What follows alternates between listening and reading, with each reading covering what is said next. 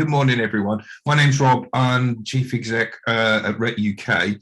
Really happy to be doing this joint session with Reverse Rett. Very valuable. Transition is in itself a very difficult subject, and a lot of people have very different experiences. So it'd be great to share some of the financial side of that. Just a little bit of housekeeping today. As you probably heard with the little message through Zoom, this session is recorded. So if you feel like you don't want to be on the video, just please choose to not have your video displayed.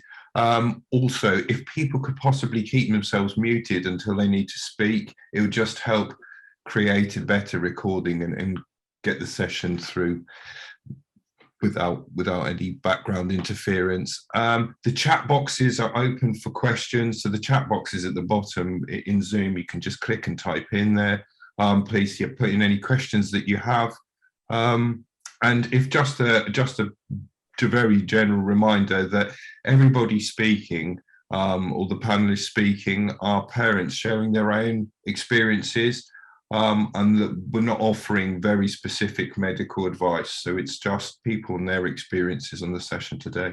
And thank you very much for attending.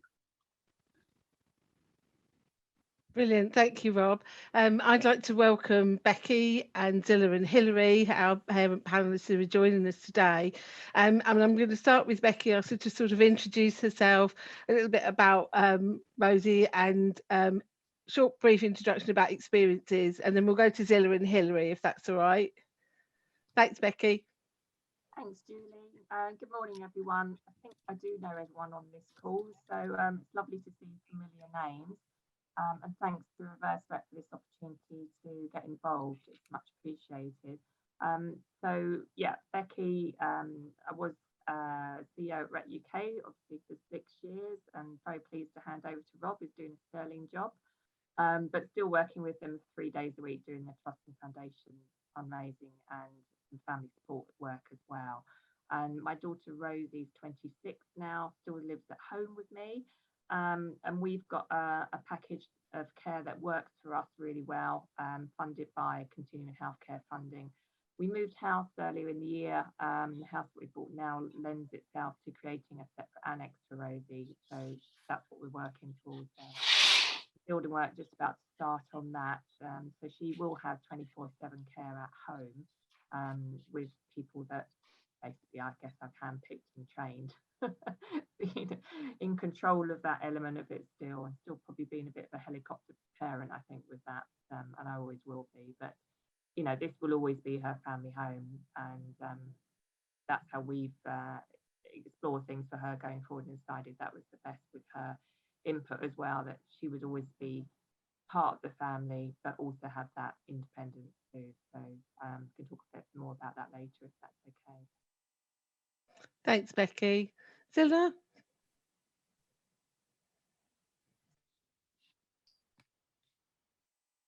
You're muted, Zilla.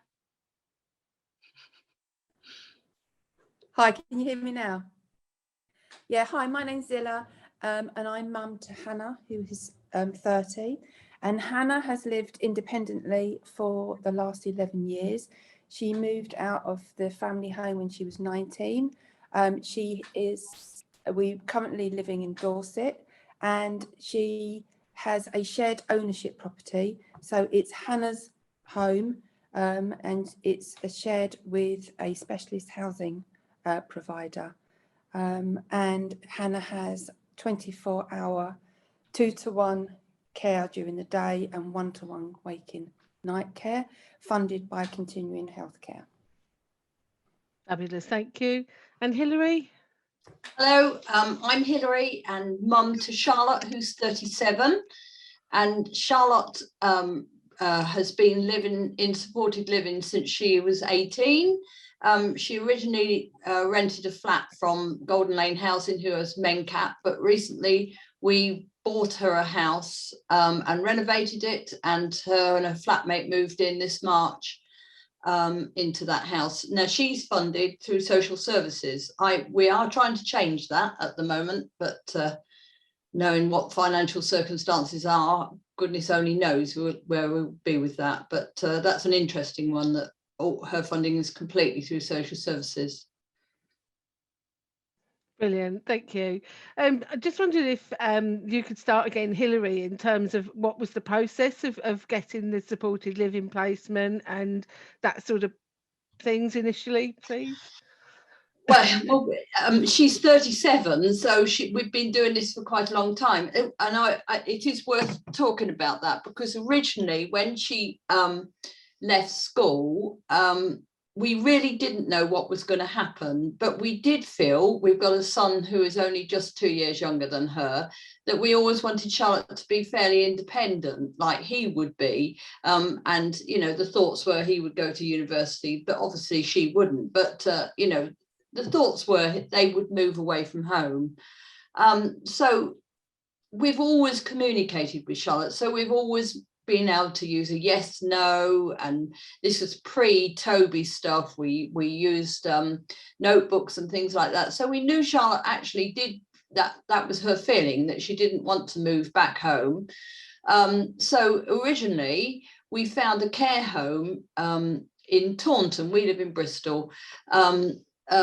Which was for younger disabled people, and thought this was going to be a great idea.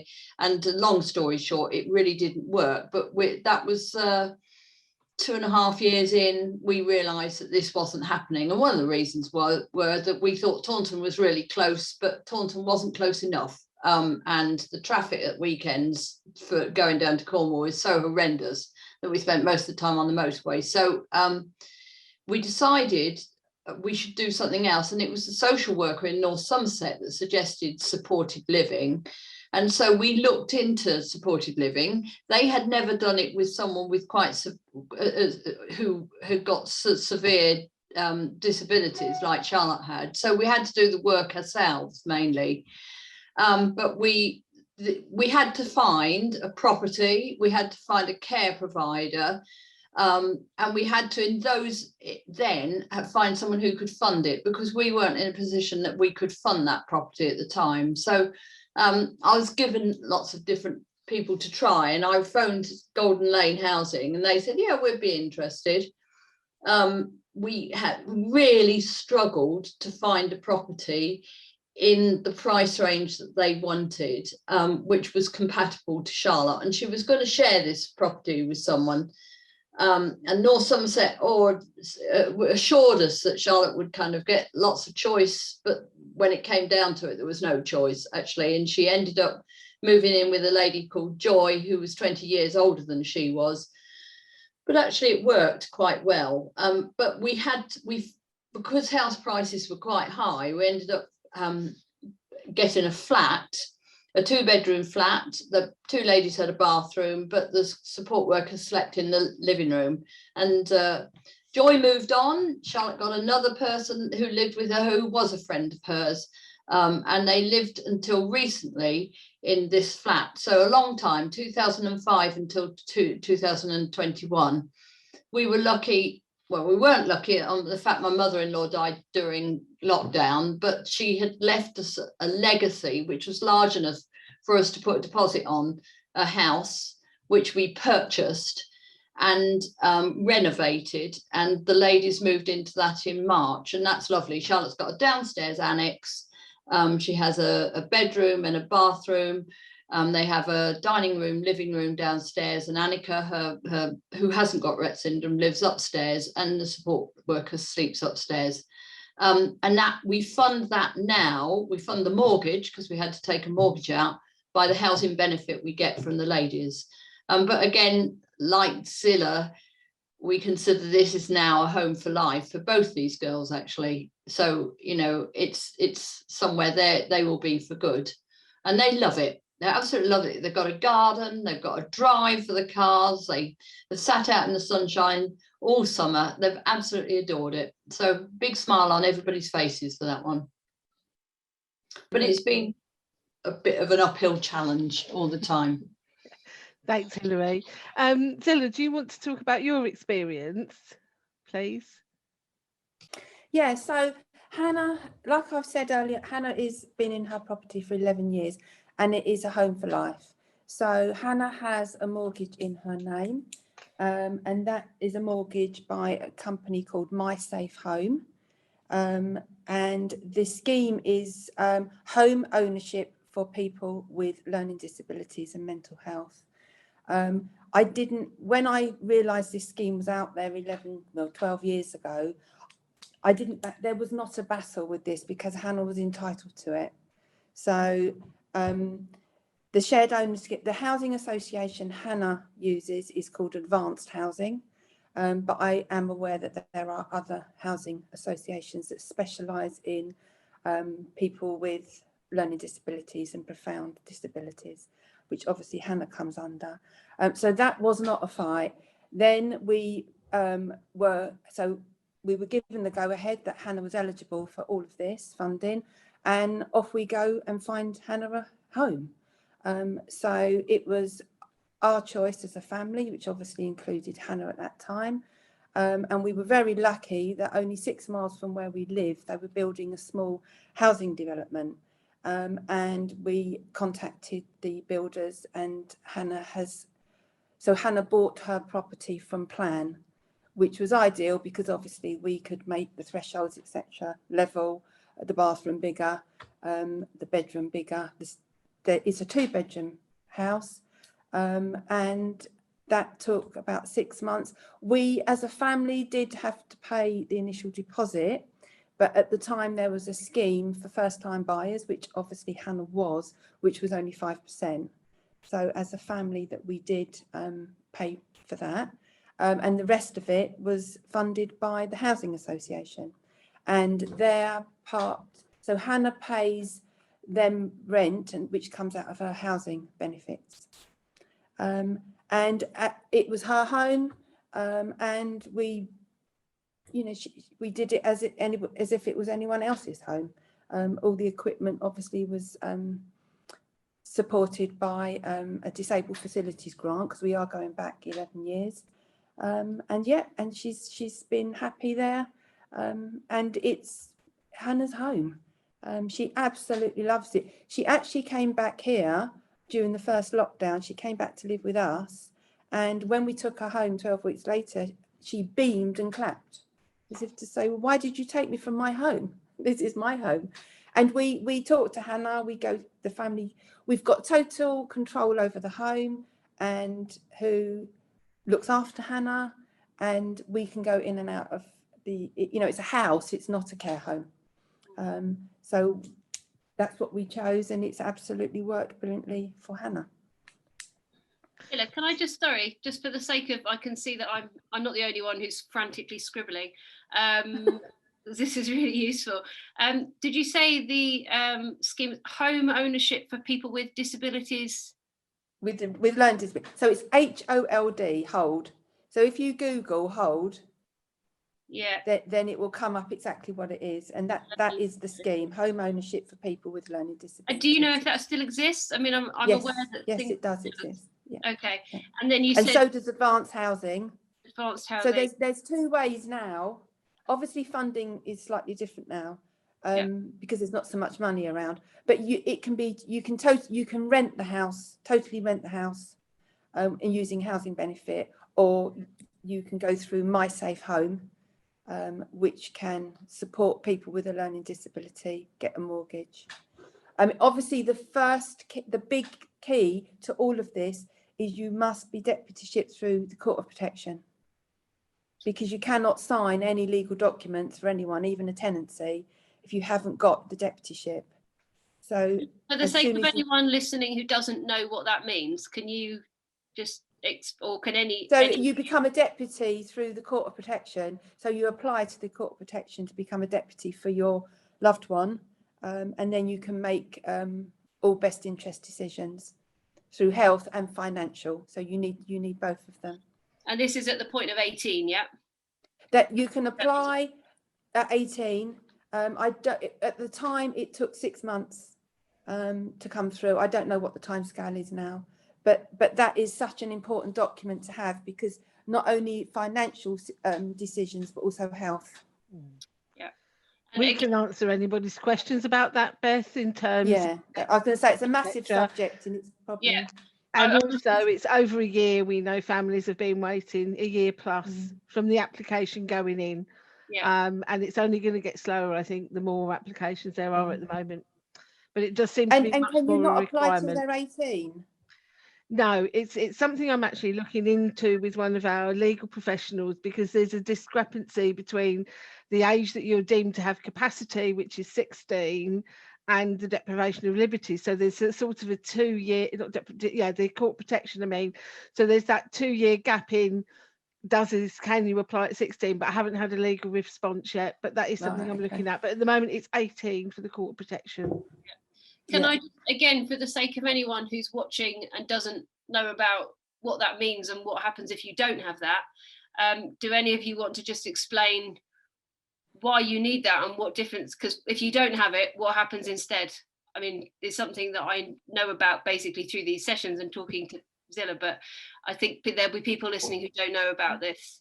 I'm happy, or Becky's able to as well. Oh. They've been through the process. Do you want to go, Becky? Yeah, there's a simple way of thinking about it. Most of us have heard about lasting power of attorneys. Perhaps, particularly if we've got elderly parents and things, and you're involved with those. So if the lasting power of attorney, you can have, again, the two for health and welfare or for property financial affairs.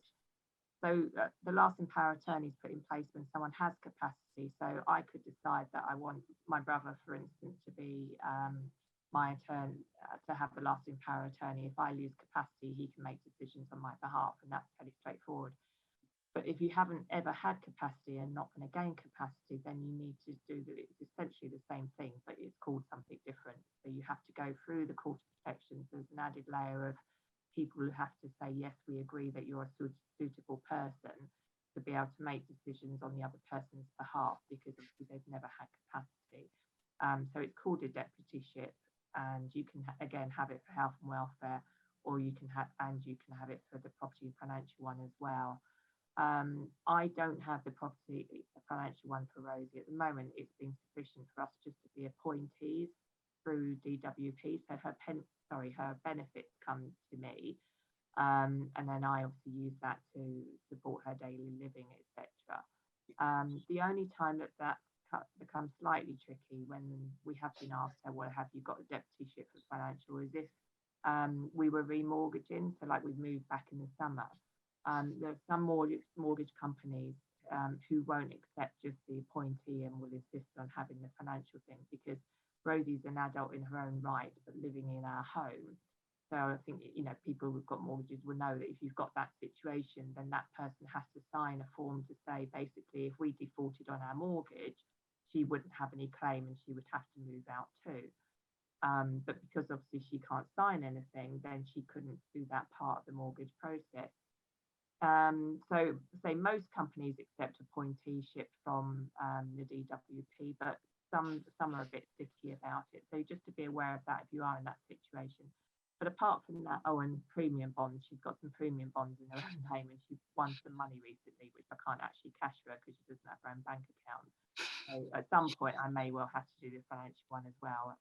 But for the £25 that she won, I'm not incentivized to do it at the moment. So that's the difference really. And I mean, as Julie said, I mean, at the moment they're taking up to about a year, and you can apply for it and do the paperwork yourself. It is possible. We've got parents that have done that, and we have got some parents who very kindly have allowed us to have their paperwork.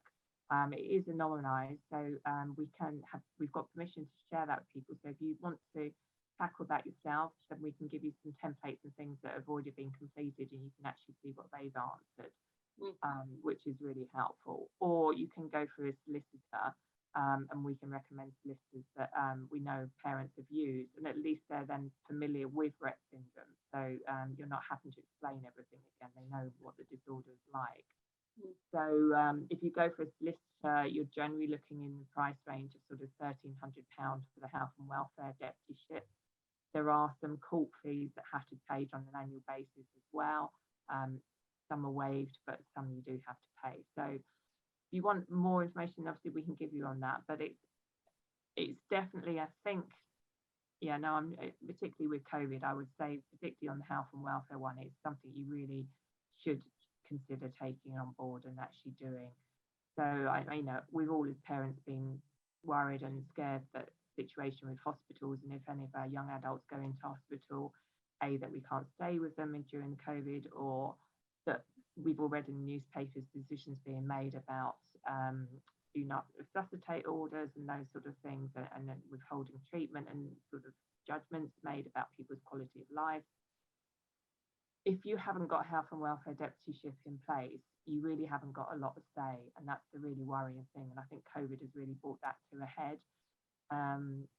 Rosie was in hospital back earlier in this year with a massive spike in seizures from something, and it was one of the first things that they actually asked was, do we resuscitate? And I said, yes, absolutely, you know, unless it's her quality of life is going to be so poor that, you know, it's a different conversation. But they also, you know, had to talk to me about that because I have the deputyship in place for her. Otherwise, they could have said, well, we don't agree with you. And there was this conversation with a question. They said to me, well, when you say she's got a good quality of life, what do you actually mean? And you actually had to justify what her good quality of life was, where, you know, I felt confident to do that because I had that behind me, and they had to listen to me. So definitely, I would say, think about the health and welfare deputyship for your young adults. It does give you that much more of a say in their treatment and the healthcare that they get. I think that's really valuable because, I mean, you know, my daughter's only 14, Hannah's 14, and issues of transition and these kind of questions are only just kind of coming into my eye line. And I think it's not something that really gets spoken about very widely, certainly not from professionals. You know, none of the people you deal with start talking about it, and you really have to bring that up. I think there'll be parents listening who've not even heard about, you know, needing to do such a thing because you assume, you know, they're dependent adults, and so of course we're still their guardians and protectors, but not legally. So I think it's a really valuable point to make people aware of. Hilary, you were nodding. Did you have anything to add? Well, three things. I was going to say a couple of things, really. Firstly, we've got financial court of protection, but it's not in my husband's and my name. It's in my son's name. And the reason we did that was we wanted to involve him in the family, basically. So he, in fact, is the representative for the financial affairs, but I do the work because he works full time and has 2 young children. So, and in retrospect, I've since found out the best thing to do would have been to put Pete, my husband, myself and him on that.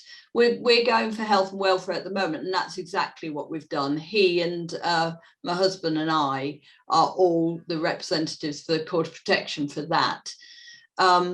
The other interesting one was that our local authority wanted to do deprivation of liberty through Court of Protection, which they have done.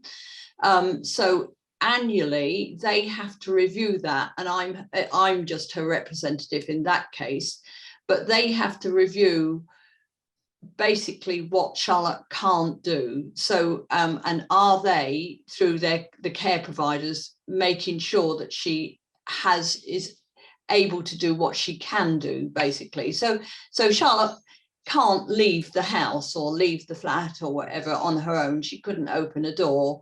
She can't do, you know, lots of things like that, and they're deprivation of liberty things, but she can get out of a chair, for example. But if you tip the chair backwards, which she's got one of these chairs that does, she can't get out. That's a deprivation of liberty. So they were very keen to do this and asked me if I would go along with it, which I did. It's been really, really useful because they have to review the care plan, her care plan, annually. And now, considering everything, you know, shortage of social workers, shortage of this, shortage of that, having to go to an annual care plan review is exceedingly useful. So I'm really pleased we went along with that. And also, there is the odd time when you've got a support worker, especially, you know, in these times when we're we're all struggling to keep teams together, and you find yourself with bank workers or something, and you see someone do something to your daughter that, you know, is a real deprivation of liberty, you can just say, this is a deprivation of liberty, you know, you can't do that. One is that she's got a kind of a body strap that she wears in her wheelchair on when she's in her car, but she's quite mobile. She doesn't need that when she's out and about. And in fact, it keeps her back when she can, you know, move and things like that. And, you know, many a time I've had to, when we've had staff that don't know her, say, you know, you need to take that off because that's a deprivation of liberty. And, you know, it just gives you that bit more, without being aggressive, that opportunity to explain that, you know, that you don't need to do these things, basically. That's really helpful. I think I'm really interested, again, not necessarily the way that we're conditioned to think about how to represent, you know, present our daughter to other people, and things that other people won't notice and think about. So then you've got that backup, I think, as Becky was saying, knowing you've got the backup of knowing that you've got legal standing actually to make those requests and demands from carers and other people. I don't know if I think we might have got a bit off track. I think we were on our way to Becky to explain. Was that right, Julie? Sorry. I think it's really good to clarify that for people. So yeah, we're just going through to Becky. I was just going to add, Hilary mentioned about the annual review just before I talk about our situation. So the DOLs, the deprivation liberty orders, have been renamed. I think it's in 2022, Julie, isn't it? They're going to be liberty protection safeguards. The biggest thing, was reading about it yesterday, but the biggest thing that seems to change is what Hilary was referring to as the annual review, and the annual review of the care plan. They're basically saying now for people that haven't had capacity and are extremely unlikely to ever gain capacity, they won't be doing annual reviews. Yeah. Wow. Oh, on what basis? Because they don't think it's necessary, because nothing really is going to change. It's like, you know, Charlotte's not suddenly going to gain capacity, and she's not suddenly going to be able to, you know, make those decisions herself, basically. So therefore, they don't need to keep reviewing it. I mean, you could argue, obviously, I guess, if, you know, there's a fantastic treatment or, you know, cure, and then things would change at that point. Then you have to change lots of things, obviously, but that's the way that's heading at the moment. I mean, it did, as always with these things, when they change legislation and stuff, they make it sound wonderful, but actually when you start reading it, then invariably it means that they're saving a bit of money or a bit of time somewhere. I mean, I would think that you don't have to, any regular person, you don't have to have a massive change of circumstances for yourself to change. You change with age, you change with all kinds of things that are just integral. They're not because your capabilities necessary. I mean, Hannah, for example, hasn't changed very much over the last 3 years in terms of her capabilities, but the focus of her annual review is changing hugely because she's at a transition moment in that she's hit puberty, and I think mental health and emotional needs have become more important, and that's now being addressed more. But it's not because I don't know if I'll explain that well, but that seems very odd to me, because just because your major capabilities or your major being hasn't changed shouldn't necessarily mean that actually different things aren't going on for you that need to be addressed that are different from last year. It seems a very black and white way of addressing that. Yeah.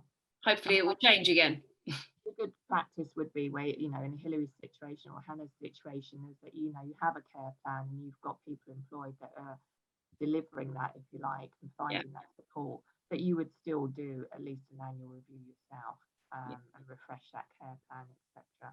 But what we're reading, that they're not going to be having the same oversight that they have had with it. As you say, saving money. And only came in recently as well, because Rosie's in a different situation. Instead of beginning, Rosie still lives at home, We, in the last year, have had to do deprivation of liberty orders, which has been the first time for her. So that's a new thing that came in. They didn't used to do it where people were living in their own home, but they now do. So that's been a recent change.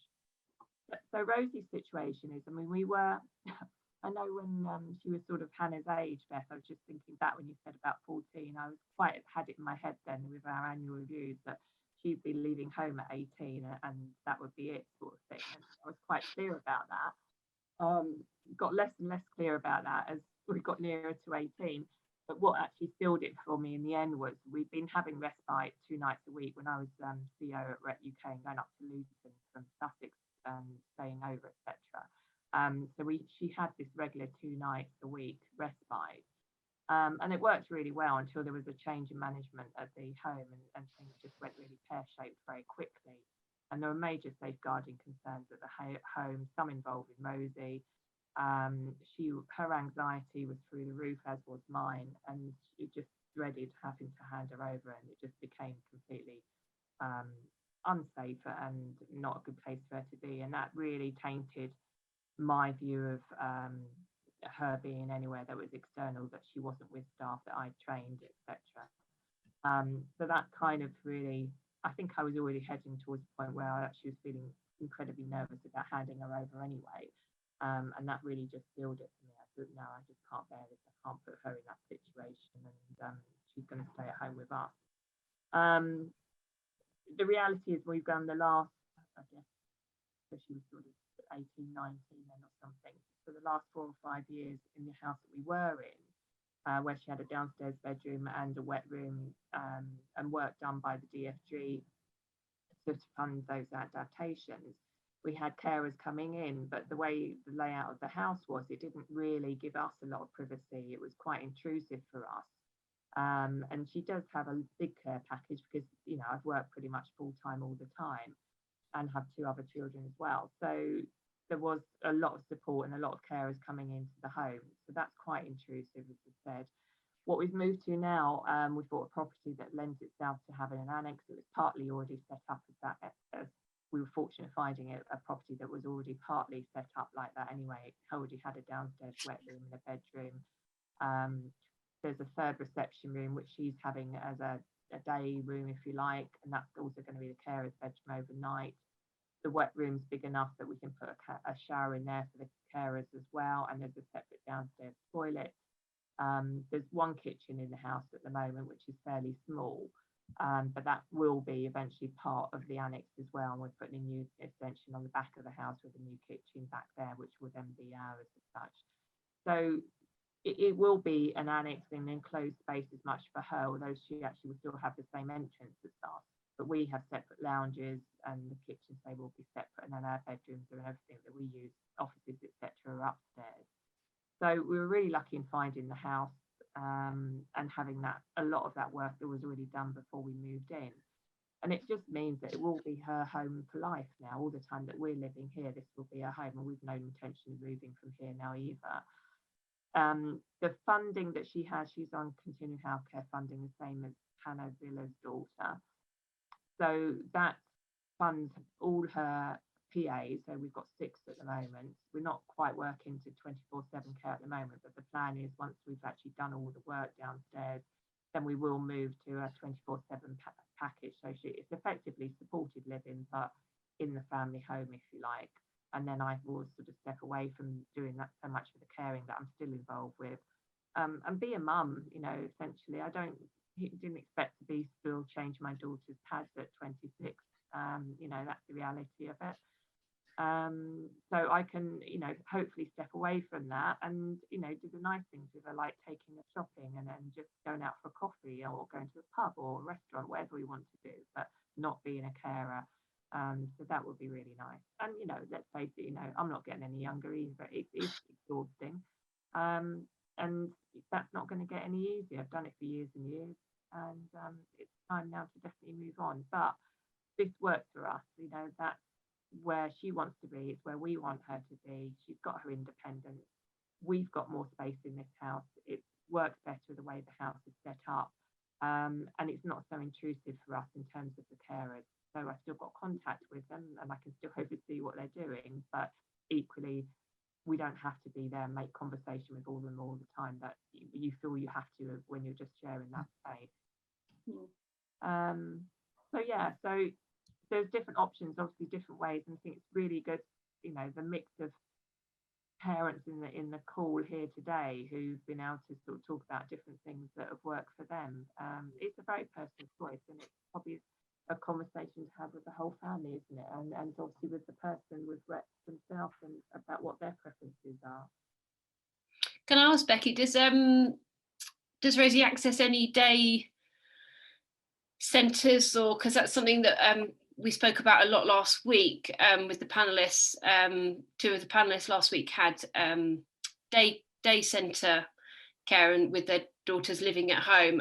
They were a bit younger, kind of 18, 19, but I wondered, do any of you, I know that because they're all living either independently or at home but with supported living, are they also then able to access daycare colleges, or I mean college is over I guess now because your girls are all a bit older, but is that something they did do earlier, or well, how does that work?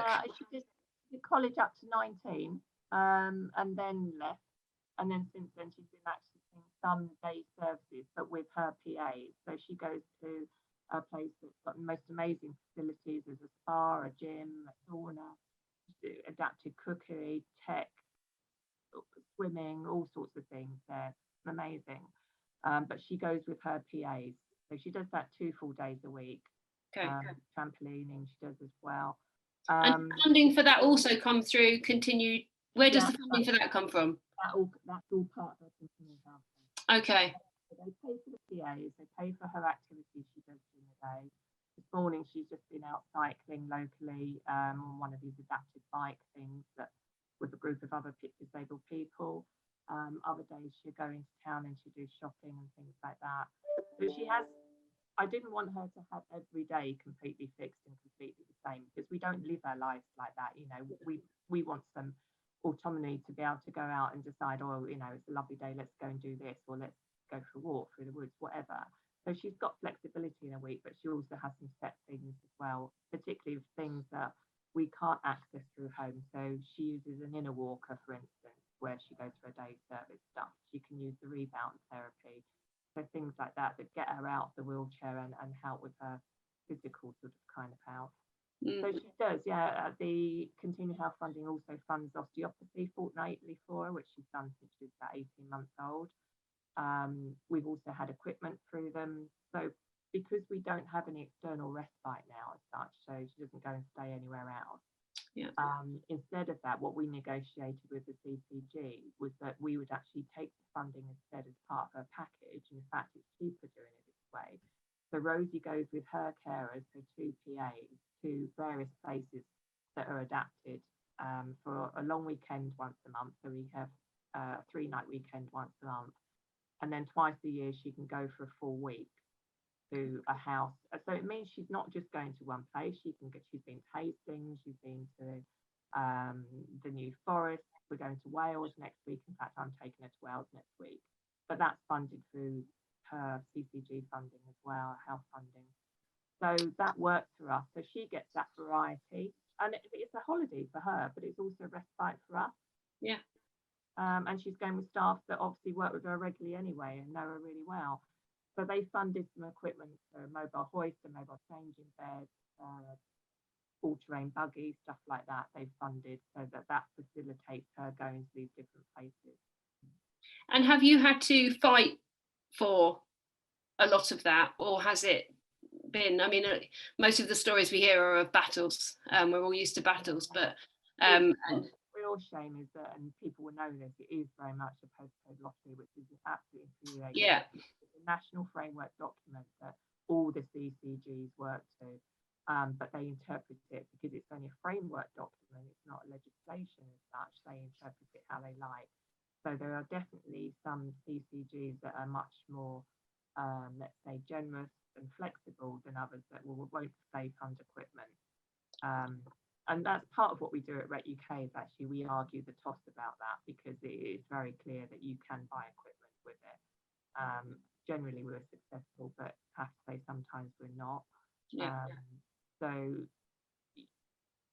have I been successful? Yeah, probably not as much as maybe some other people, because I've got access, I'm fortunately well resourced, and I've got access to that kind of information to say, actually, no, you're not right, this is what should be happening. And we generally have done quite well out of it, I have to say.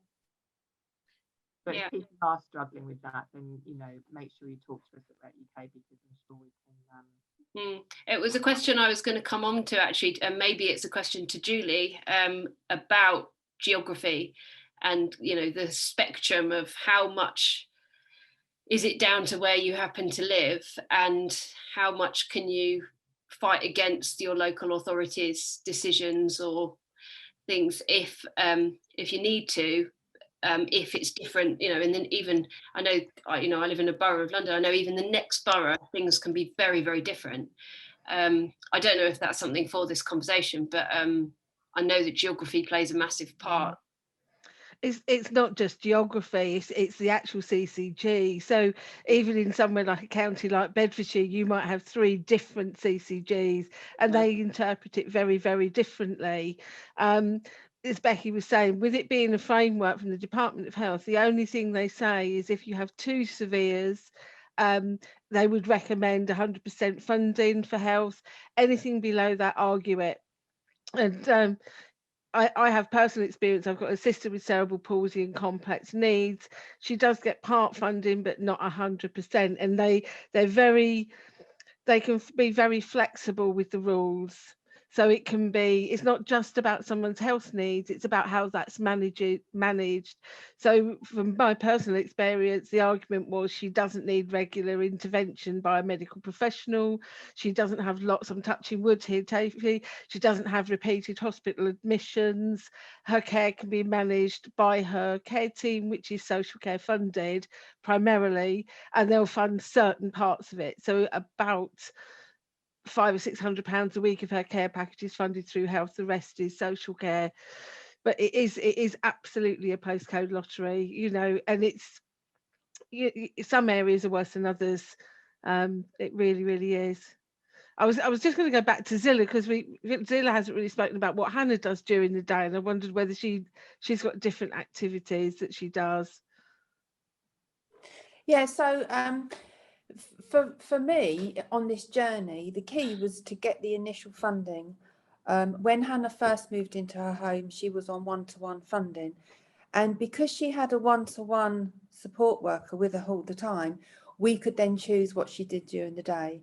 So Hannah we knew what she liked. She could tell us what, by eye pointing yes and no, what she liked, and we set up a program for her Monday to Saturday. Actually, it just happened, and she does all the recreational things that she loves, and obviously that changed with COVID, but so Hannah does go to a day centre 2 mornings a week, but she goes with her carers, and if it's an activity that Hannah's not engaging with, they can leave.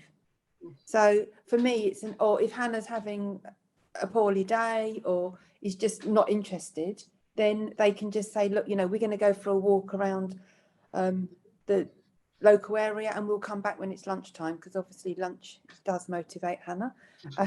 But yeah, and the key is the fact that she's got the 2-to-1. She's now 2-to-1 because obviously her care needs have changed. Now she's 30. She's got those carers. So whatever we set up for her, she can access because she's got carers. So you're not reliant on any service you choose providing a one-to-one care worker, and also that your young person doesn't know. So Hannah knows all her care workers, and she goes to all the recreational activities she does, and sometimes she just goes out for walks in the woods, the forest, wherever. But at the moment, she does sailing, carriage riding, trampolining, swimming, hydro, anything, alpaca walking, anything that Hannah can access, anything out there, even if it's not particularly for a disabled person, if her carers can help her access it, we buy into it. So. And can I ask, I'm going to ask Becky the same thing, but also both of you. are those activities, you know, the day activities, all these amazing things you just mentioned, are those things that you find for her and then, you know, sign up or ask for funding to cover it or whatever? It's not so I don't ask for funding for activities. The funding is for the carers. Yeah, okay. And I would be very doubtful you'll get both. Yeah. She gets funding for the day centre, and so they fund the day centre, and they funded 1 day a week, and I've broken it down to 2 half days, which they've agreed. But for me, if they're funding the care, Hannah gets benefits, and I think her benefits come to just under £1,000 a month. Hannah doesn't spend £1,000 a month. So she goes off, she has massage. During the lockdown, she did start to lose some mobility because obviously everything stopped. And CHC funded hydro, and that's ongoing. And there was no question. I did one email and it came straight back to say absolutely. So I think postcode lottery, I think Hannah's got a good postcode. I think she's lucky with that. And also, I think it's dependent on who your case officer is and the relationship they've built up with your daughter, son. If they know what you're asking for and why you're asking for it, and you can evidence the improvement, they don't argue the funding. That's what my experience is. But all her other activities, she pays out of her benefits, and she's still always got excess money. And that's the beauty of it. We can choose what this is about Hannah and what. Sometimes I choose something, and the carer say to me, she's getting nothing out of it at all. And I say, okay, we'll forget it. We'll forget it. We'll think of something else.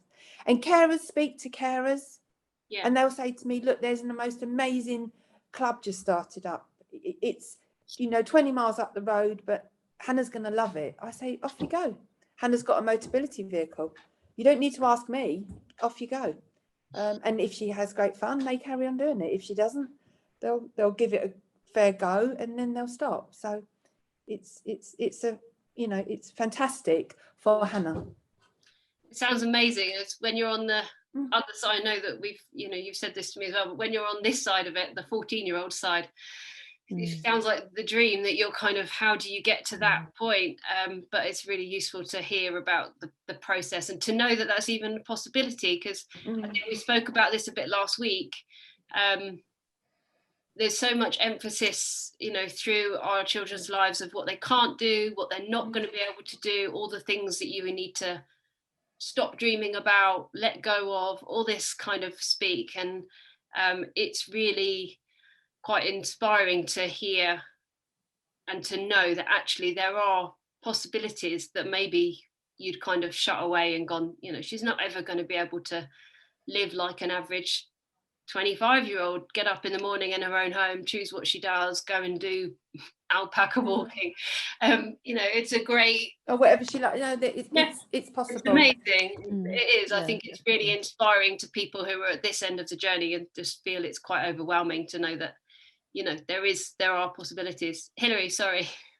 Our situation's been quite different because Charlotte was mobile and still is mobile, but I would say, like Zilla, COVID has, anybody who's got a daughter who's mobile would say we've done so much walking, but all the swimming, which was the physio, all stopped. But she gets, like Zilla says, she gets PIP and she gets ESA, which I think is a little less than 1,000, Zilla. I think it's about £700 or £800 a month, but Charlotte has to pay. But like Zilla, it is enough. I mean, there's money left over at the end of the month, so she's got a kind of holiday fund there. But she is entitled. She's not CCG funded at all. She gets housing benefit, she gets council tax exemption, she gets PIP, and she gets ESA, and that's basically what her benefits are. But because she's not CCG funded, and I would like to, and the other thing I was going to say is when we talked about support workers and things like that, we've worked really, really hard on communication with Charlotte. So, and I would think Zilla and Becky would say, you know, the use of Toby, especially the Toby eye gaze through, and the communication workshops that we've done through Rett UK. Charlotte is able. Charlotte told me yesterday when I was sitting with her, she had a headache and she wanted paracetamol on the eye gaze. You know, to me, that is absolutely amazing. All I've worked, you know, I've been 33 years, that's when she got the Toby, 33 years not knowing that Charlotte had a headache. And suddenly Charlotte can tell me she needs paracetamol because she has a headache. I was sitting with her. So that's one thing I would say. If you're not doing, you know, the communication workshops with Rett UK, do, because actually it's amazing, absolutely, totally amazing. But so to go back to what I was saying is that because she's funded like that, they treat Charlotte like they would any old person or anything like that. And she has to have a financial assessment every year. And so anything that she's got left over, I've got to justify. Otherwise, I have to pay it back to North Somerset, which is crazy to me. Why are we giving it by in one hand, you know, PIP and ESA to hand it back to another? You know, it seems ridiculous. So we have to justify everything as a disability related expense, and because of that, it takes me hours, absolutely hours, to go through the receipts and everything else to make sure I'm picking up that she's buying baby wipes more than anybody else would, because we need them more. You know, she's buying more washing powder, and I have to justify that that's all a disability related expense. And I have managed to get it right down. She's so far, since we've been doing this, she's paid back £10,000 to the local authority over the years, but I've managed in the last 2 years to get it down to naught. So but my goodness me, I said to the social worker the other day, it's like having a small business, you know, because you've got so many things to think about all the time and so many things to put together. So I really would like to go over to CCG funding. So if you get the opportunity, folks, don't go for the other option. You know, Zilla and Becca are in much better place than I am, because it takes me a lot of time to just, you know, she needs money to go on holiday, like Becky and Zilla are saying. And I mean, I don't know how Becky and Zilla are finding it at the moment, or anybody else, but of course we've got a wonderful support team, but we've lost two, and they haven't been able to replace them at the moment because of the social care crisis. So we're down to Charlotte should have 2-to-1 care for a lot of the time and 1-to-1 care for the rest. We're down to 1-to-1 care all the time at the moment because we just haven't got the support team. And so you can have the funding, but if you can't get the care team to do it, which is the situation at the moment, and this is the crisis in social care basically that is doing this, then you know it's not much good.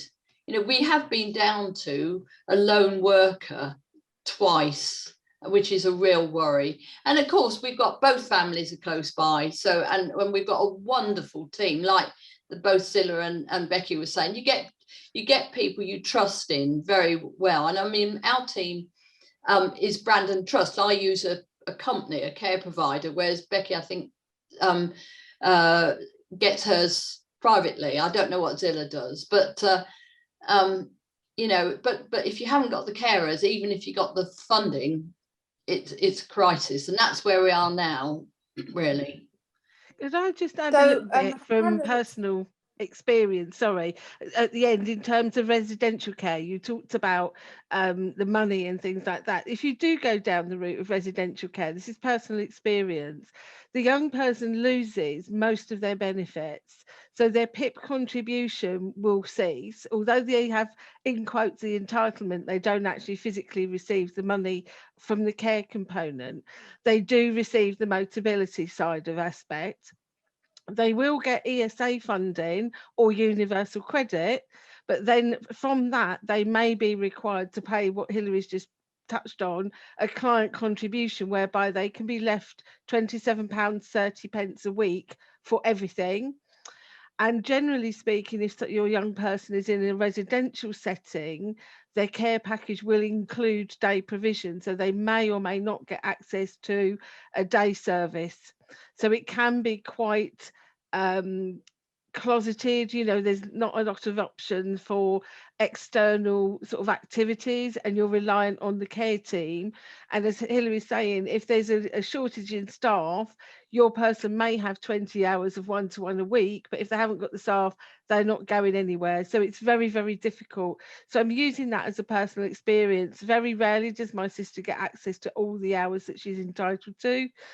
She has a mobility vehicle that sits outside for years. Her care is great. I can't fault the care, but the social aspect of it is probably zilch unless we facilitate that. And I don't want to scaremonger people. There are great care homes, but if you were going down a residential route, I would really choose a charity provider rather than a private company, just because it goes back into the company. But that's a separate thing. But I just wanted to show you about residential, that the very much you don't have any independent money and necessarily independent activities. Sorry, I know you guys wanted to talk. I think can I just sort of say a positive on the funding? So Hannah is, like I said, community.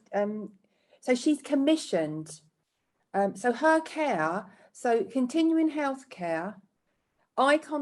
They contact me to say she's 100% funded, and I said, find me an agency. So the agency is commissioned by Continuing Healthcare.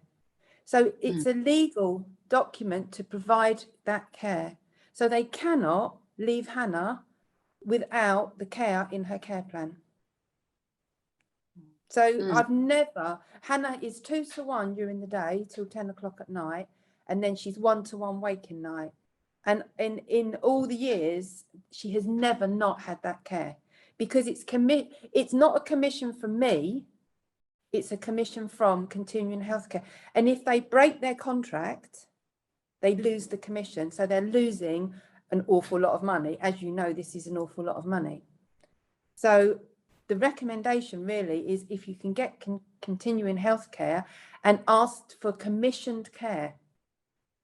And all the agencies that they use have to go through a really strict criteria to be able to deal with complex needs, epilepsy, etc., etc. All the carers have to have the correct training. So it should technically be the same as social care, but social care don't monitor as closely.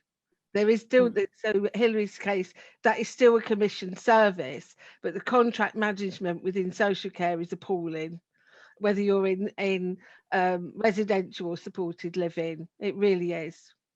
I think though you learn, as I said, I sometimes have to treat Charlotte as a small business. She dominates my life. You know, I'd love to say to everybody this isn't true, but she dominates my life, because, you know, if I know that they haven't got the care, we have to change things. You know, if she hasn't got the funding, if she didn't go swimming, you know, all of these things, it just, if you're not doing something physically about it, you're worrying about it, basically. And I really wish, oh God, you know, people who don't have this situation don't understand. And I think this is why we don't get a better service at times, because, you know, I'd like to tell you at age 37, I can sit back, and I can sit back. She's in a lovely house. We made that house for her. That's for life. We're really happy about that. And everything, you know, she gets like Zilla, she goes out, she doesn't go alpaca walking. I'll have to find out about that one, but she swims twice a week, you know, she goes sailing, she does this, she does that. She's got the money to do that. But, you know, I can't stop worrying all the time about her care and her. I just can't do that. So the next course that anybody wants to do must be a mindfulness course for Rett parents, because I do that as well, but it doesn't take it away. I mean, I don't. Caroline's got. I have to be in control of Hannah's care. She's a massive part of our family and always will be. And I, you know, I get the rota every week. I get a WhatsApp. Yeah, Hannah's me got her too. phone, and I get a WhatsApp to say someone's gone off sick. Can you help? No, I can't. Okay, we'll put someone in. But it's not. I don't sit here completely worrying, and you know, because I know she's happy. I pop into the house, and you know, they don't necessarily know I'm coming. Sometimes I text them to say, look, passing by, but I know she's happy. And that's all I wanted. I wanted Hannah to be happy. I know Charlotte's happy, like you. I mean, I know she's happy. And, you know, like you, I was doing the gardening yesterday, all day yesterday. So I popped in and did a few things and things like that. But, you know, I worry about my son too and my grandchildren. Perhaps it's just me, you know. Parenting, isn't it? It's being a parent. And when you're a parent to, you know, somebody with a profound disability, it's you feel much more responsible. I mean, I've got 2 other children and they've all fled, you know, the nest, and I'm concerned about them. I don't worry probably as much as I do Hannah, but I just know that what I've done is the right thing. Yes, I would agree with you entirely, Zilla. You know, and I would not ever turn the clock back, because I'm a mum, and that's all I ever wanted. When Hannah lived with me, the balance was not there. No matter how many carers I had, the balance wasn't there, and now the balance is there, and I'm her mum. Like I say, I'm taking on holiday in 2 weeks' time. Off we go, bring her back. And the other thing is, if you've got a care package, if you want to, you can take a carer with you. I took 2 carers on a Disney cruise, and they got paid to be on a Disney cruise. That was good. And we had. I said to them, "This is 4 women going on holiday. This isn't mum and Hannah and 2 carers. This is 4 women, off we go." And we had a ball. And Hannah was centre point of it. Of course she was. But it was fab. Absolutely fab. Yeah. That is brilliant. And that's about having... Caroline. Sorry, Caroline's got her hand up. I just wondered if she wanted to... Yeah, hi. I just wanted to ask Hilary, regarding her daughter Charlotte not getting continuing healthcare, was there any reason behind that? Is it because she was too mobile?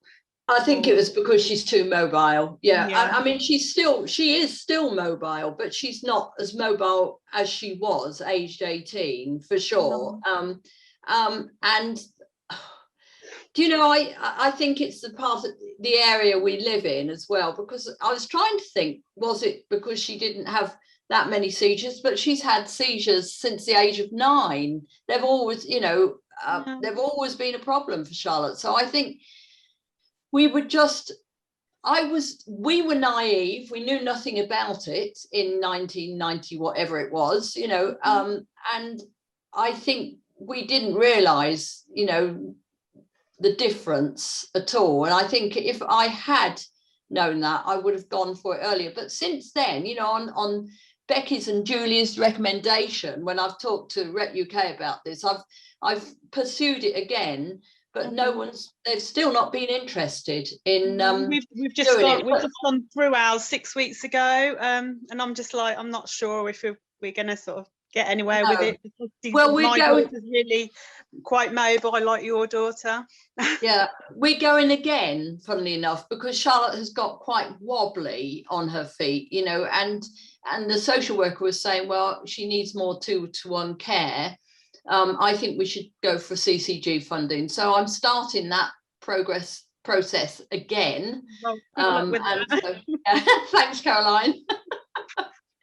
But can I just add there that actually, sorry, that Hannah is my Hannah is mobile. She doesn't use a wheelchair at all. Yeah. And has she been 100% mobile?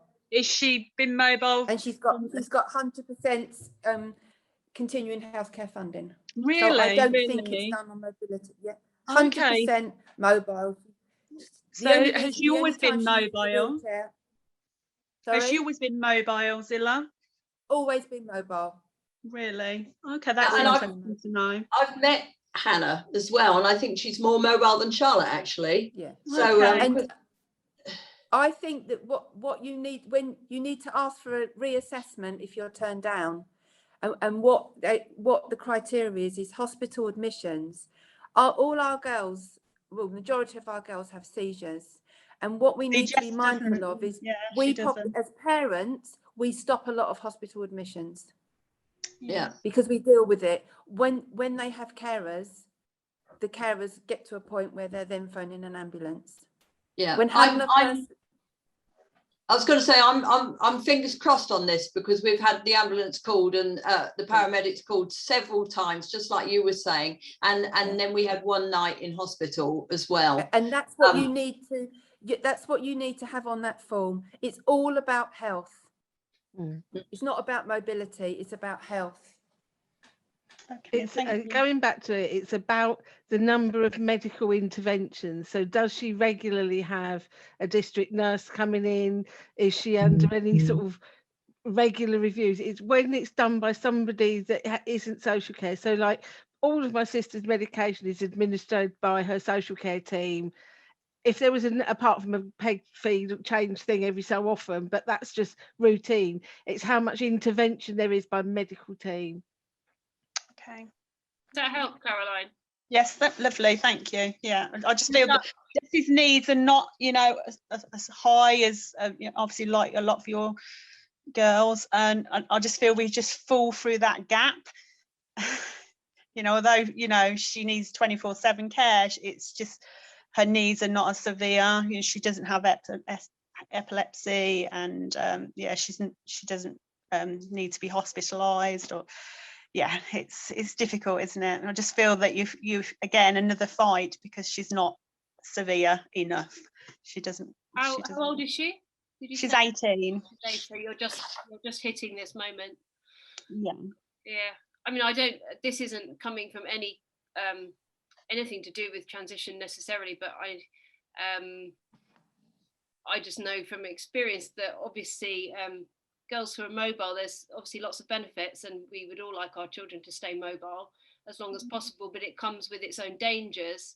Exactly. So the combination of mobility and lack of awareness of danger or risk to self or others is obviously a huge thing. And I know even very early on, when you're trying to get your your Motability badge and your DLA allowance, I remember that the awareness of danger being a bigger factor than the mobility in terms of getting the right components. And obviously that, I don't know whether doesn't understand any danger. I mean, if she's like, she knows how to do the doors now. She's got that clever. She can do the doors. Last week she'd got out the front door, managed to get out the front door. Luckily she couldn't get out the front gate. God, otherwise I just dread to think what would have happened. On one hand, that's amazing, isn't it? It is amazing. It is amazing. Incredibly dangerous, and in many ways much more of a risk than my daughter, who can't get out of her chair independently. Well, if she's in a chair, she's safe in a chair, but with my Jess, it's like, where's she gone? I remember a scenario when she was obviously in respite. They couldn't find her. What happened? I think it was Halloween time. She'd gone in one of those witches' dresses, and what happened? She walked into one of the bedrooms and got stuck on the Velcro on the side of the bed and couldn't move herself, and that's where she was. Wow. So I knew we were sending a search party out for. Oh my word! I know that's scary stuff, isn't it? But that really ought to be taken into account when you're looking at funding and the amount of support you need, because that is a much higher level of support required than, or a different level of support, I suppose, than someone who is not able to walk around independently. I mean, at the minute, I can't think of Jess like moving away from home, but I mean, obviously, like hearing what the ladies have got to say, it's obviously a possibility. She could move away from home, and that's probably what she wants. She doesn't want to live with mum and dad forever. I think, Caroline, that's the thing. I thought, I don't actually think Charlotte wants to be with us forever. And I do genuinely think, just like Zilla was saying, and Becky with Rosie, they are shy.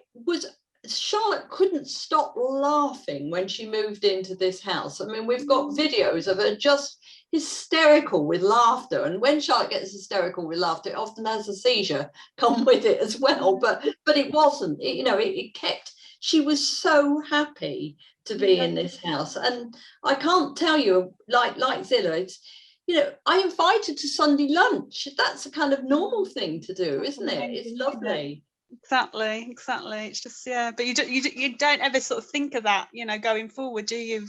What you know, what is possible for them, and you just think, oh, you know, there's not much for them, you know, not much out there, you know, but you know, obviously these sort of sessions, I think, oh gosh, yes, it's like, yes, it is possible, and wouldn't it be amazing that, yeah, and obviously your girls are obviously enjoying life in their own pads and getting up to all sorts. Love the alpaca walking, that sounds fab. Although Jess went with a carer, we all want that. Pumpkins, and she was like, she knew where she wanted to go, and the carer took a picture of her bending down to this particular pumpkin, but obviously it was just too big for her to pick up, but she knew the pumpkin she wanted. It's just brilliant, you know, when you sort of start this journey, when obviously you get the diagnosis, you think, oh God, you know, this, you know, what's going to happen, and you know, what are they going to achieve, and it's just amazing, you know, it's just amazing. We took Jess to a family party on Saturday, and you could see on her face she was on the dance floor and she was beaming and just enjoying being involved with everybody. It was, yeah, it's just fab. Yeah. Anyway, I think I've said too much, so no, not at all. It's really good to hear your thoughts, and to hear that, you know, these sessions, I think, I'm one of these people, have opened eyes to what the possibilities are. And I think also, you know, I think always as parents, it's very hard for us to let go of mainstream children or otherwise. And there comes a point where you have to shift your thinking to actually what does the child want. It's not what I want. I would quite like to be a helicopter parent always, and have her right under my nose, and actually lockdown was a dream for me because I had all my children right here. I knew exactly where they were, what they were doing, but that's not how it's meant to be, and it's not what they want. And you know, your mainstream children don't want that, so why would your child with Rett syndrome want to live in your pocket their whole lives? And on top of that, we're all getting older, and at some point, you know, they're going to need to be cared for by other people, most likely. So I think there are lots and lots of elements why this kind of conversation is so valuable. Just before I'm aware that we're kind of 12:15. We've gone a little bit over the allotted time, but it's been really valuable. Is there any parting comments that any of our panelists would like to make? Any pearls of wisdom we haven't already heard? No. You're muted, Becky. Sorry, it should be off now. Yeah, can hear you. Yeah, I think it's interesting about the recruitment of carers thing. I see a lot of post-parents advertising. They say we want someone with experience in gastro training, suction training, blah, blah, blah. But I think actually what's more important, what we've learned over the years, is actually it's about personality and attitude in carers. Everything else you can train them on, but you can't train someone's character and personality and attitude to the job. They've got that's a natural inbuilt characteristic that you really want. And once you've got that, all the rest comes naturally. So I think if you actually think about it from that point of view, then you're opening your field up as to who you can actually recruit, and you will attract other people who thought, oh, I'd never thought about doing it, but yeah, actually it sounds great. Give them a trial shift, you know, especially if they're going to be working in your home. Do a trial shift with them. You can always say to them, look, you know, if I take you on, I'll pay you for these hours afterwards. You know, that's the sort of thing, you know, be a bit more creative and think about it, and you probably have a bit more success in recruiting people than that way. And don't be fighting the finances, don't be fighting, you know, Rosie pays some of her benefits towards our mortgage and our bills and things, but she's living in a house that, you know, this is her home. You'd expect it's like we're renting part of the house too, and if the house is twice the size we would have had if it just been myself and partner now, because her sons have left home, we wouldn't have such a big mortgage, so that's all fine and we can justify it. Yeah, that's really helpful. We've just had a question in the chat box from Carol. Could we have an input re DOL, please? Deprivation of liberty. Yeah. It's certainly something we can we can look about doing in the future, perhaps another joint venture. Yeah. The legislation is, Carol, just for yourself, the legislation is changing in the 1st of April 2022. It's a little bit shifting, a little bit up in the air, but yeah, it's definitely something we can do. Perhaps, Carol, if you've got a specific question, perhaps contact Julie after the session. Yeah. Julie, you're Julie.Benson? Yep. At rettuk.org.uk. Yeah. Carol and I are in regular correspondence, so that's a question. Address that. Brilliant. Okay, I think we probably are at a point of wrapping up then, unless there are any other questions. I was going to just say one more thing, Beth. If you look at Zilla and Becky and me, I think we'd all agree we've kind of, to do that, we feel we might have taken some risks, really, and I think you do have to do that. You know, if Zilla's shared ownership, I listened to Zilla, and that kind of got me motivated about that. It didn't kind of work for us, but we did something very similar. You know, what Becky's done with the annex is a great idea, and hopefully what we've done is given lots of people lots of ideas for, you know, what can happen in the future. It doesn't have to be, it doesn't, you know, don't look at it in a black way. There are lots of things you can do. And, you know, I think hopefully, but I think I would say that we took some risks. You know, I'm 67, I've just taken out a mortgage. There you go. You know, that's the way it is. I think the thing is as well is to remember that nothing is cast in stone.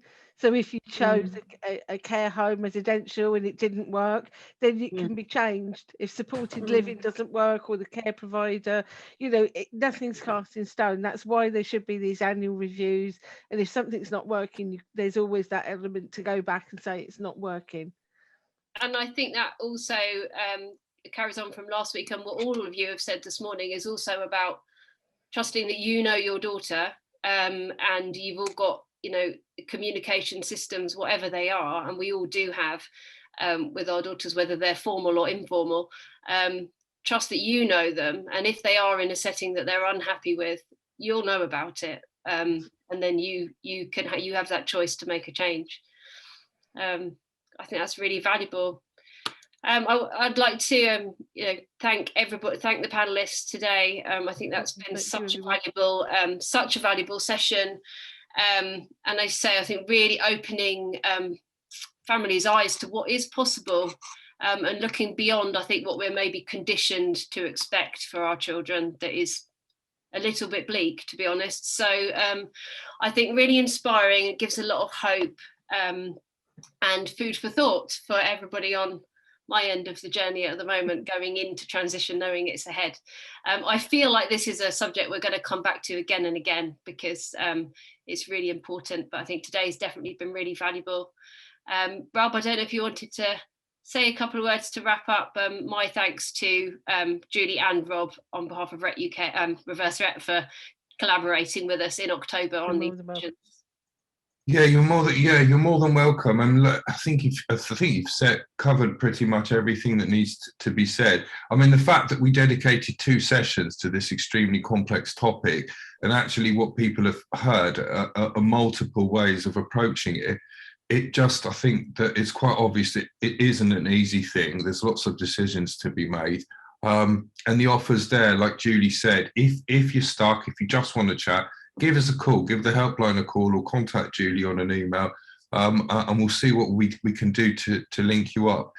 With regards to some of the legal things, we do have some of our webinars still open from our family conference. There may be useful information that you'd gain from that. And as an aside, we've been working on a transition kind of booklet, a document that goes over some of the main things that we've kind of talked about, uses some case studies. There's some interesting bits of information in there, and we're going to keep it online. So we're going to keep it up to date as things change. Julie mentioned there are changes on the horizon. There's also different things in the in the different parts of the UK, so Northern Ireland, Scotland and Wales all have slightly different approaches and slightly different things you need to do. So we're going to accommodate all of that inside that booklet, and that should be, we're releasing that hopefully, fingers crossed, next week.